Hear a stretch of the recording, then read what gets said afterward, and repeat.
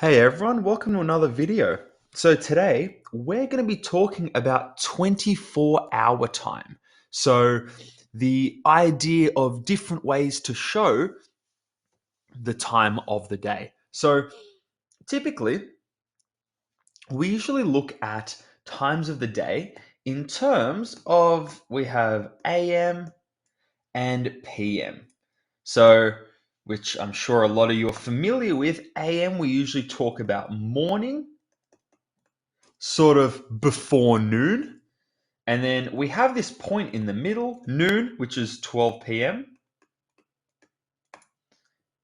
And then we have everything else. This is your kind of afternoon slash evening time. So we're used to looking at it like this. And we have our times, 1 a.m. all the way up to noon. And then we have 12 p.m. all the way up to midnight. And then it restarts again.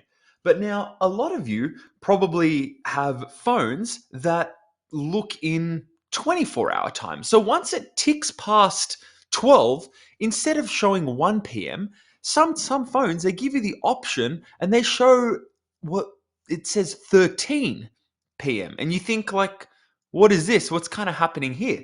This is what we call 24-hour time. So we established in the last video that there are 24 hours in a day. Cool. So there are 24 hours in a day. And we can show this time, for example, on like a number line. We have, midnight, for example, which is when our day kind of starts 12 a.m. and then we start the new day. We have noon here, our 12 p.m., and then we have the end of day. So when we want to actually calculate this part, which is the 24-hour section here, when we use 24-hour time, we want to express our afternoon hours slightly differently. So here, this is from, say, this is from 12 a.m. until 12 p.m. And then here we have 12 p.m. we have the kind of end of day. Now, for this video, we're going to be working in this section of my little number line. This is kind of like the span of a day, right? So we have 24 hours in a day. So let's look at noon as our starting point, because in 24-hour time, our times from 12 a.m. till 12 p.m. don't change. What changes is the bit after that. So let's say I looked at, for example, a point on this line, maybe here. Now let's say I was looking at 4:30 p.m. So 12 hours have passed to get to midnight, from midnight to noon. So if I wanted to look at this in 24-hour time, and this considers the numbers all the way from, 0 hours to 24. So we're actually really counting the hours in the day. So looking at 4:30 p.m., this thing, we can write 4:30 p.m. as, let's say, 12. So this is my midday. This is the point right here in the middle. Sorry. And we're adding, well, how many hours have passed from noon until 4:30 p.m.? Well, 4.5 hours have passed. So I can write that as, I'm just going to write an 04 to show that there's just a 0 in this column and 30 minutes. So when I add these up, let's see what happens. When I add these two numbers, I get 1 here. But this column, the hundreds column, those are going to add to give me 6. And then doing the rest, I'm going to get 1630 hours.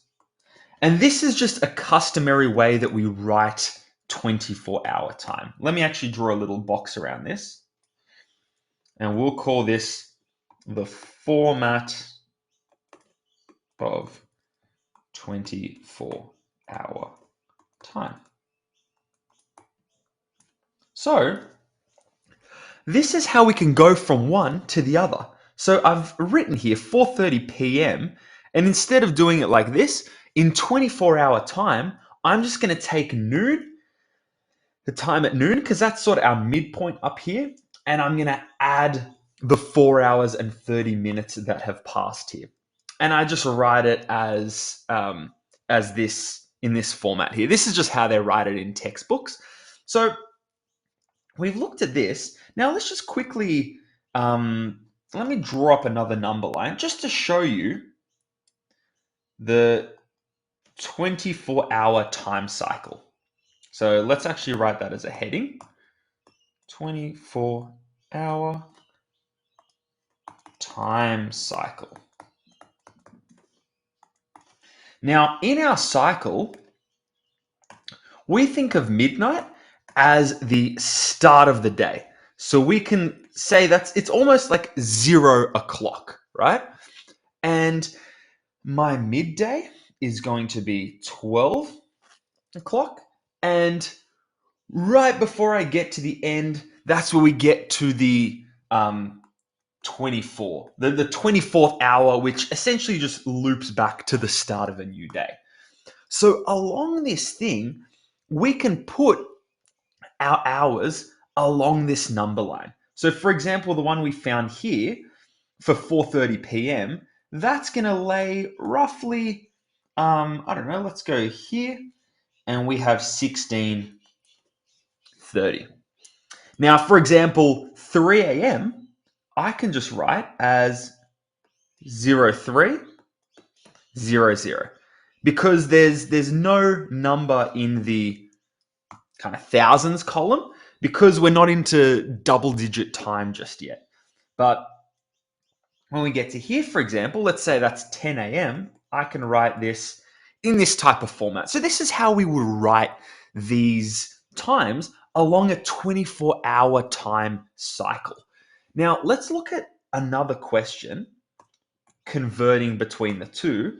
So, for example, 2, we want to convert 1945 to my AM, PM kind of form. So, I want to first ask you, where along my sort of time cycle is this going to lie? Well, it's a number, these first 2 digits, they're bigger than 12. They're bigger than my noon, my midday. So it's going to lie somewhere up here. It's going to lie in this PM section. So I can immediately say, cool, it's going to lie in the PM. Because this number, if it's smaller than 12, we're going to be in the AM. But this one's bigger, so we're guessing this noon time was added to whatever the time in PM was. So to find this, we can write, since the time is PM, we want to add, sorry, yeah, since the time is in PM, and I'll put in brackets here actually, since the time is PM after 1200 hours, we want to subtract my 12 hours from 1945, because we're looking at the difference between my time and midday, my noon. So I'm kind of looking at, well, how far along here have I gone from noon to get to my time in question? So all I'm going to do, and I know this is in PM, that's a pretty important point I've made as well. So I want to go 1945 minus my midday, my noon, and that is going to give me 7:45. And I said it's PM because it's on the right side of midday. So I have this here. And we can think of time as lying on this sort of, as lying on this time cycle, this 24-hour spectrum here. So my time that I came up with, 1945, that's going to lie roughly around here. So it's going to be 7 hours and 45 minutes past midday. And that tells me, well, cool, that's 7:45 p.m. This is how we can convert between the two and look at going from first my AM PM time to my 24-hour time format, and then going from my 24-hour format back to AM PM. And different clocks, different time measuring devices use both AM PM time or also 24-hour time. So we kind of need to know both so we can go back and forth. But you can see here, hopefully, that the way we do this isn't hopefully too daunting or too scary if we think of it as a cycle and where along my 24-hour period my time is going to sit.